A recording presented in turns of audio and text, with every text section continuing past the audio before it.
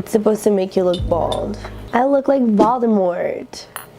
So let's get started. I'm so excited. This is the first step into the wig installation. So here we have a band, we have a hair finish and stick, hair cap. Putting on the wig cap.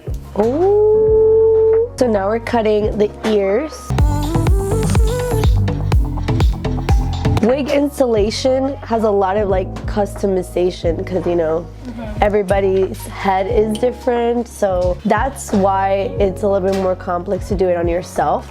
I do recommend that you get someone to help you install it and style it. What I love about UniWigs is that the box comes with all the little tools that you need, so it's definitely in handy. Plus the hair is real human hair, so you can use heat, you can wash it, you can style it, bleach it, do all kinds of things. So this is the glue for the edges to protect them and keep them in place. It's supposed to make you look bald, to hide away any like color. So nice. Okay, time to cut the excess off.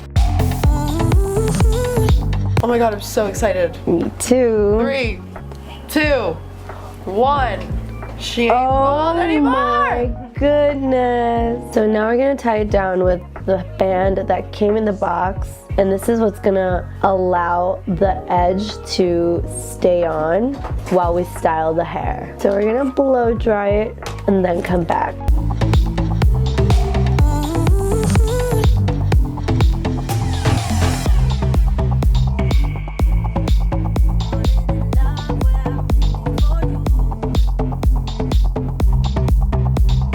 So here's the final look using the UniWig Remy human hair wig. They all really liked the hair color and the hair itself.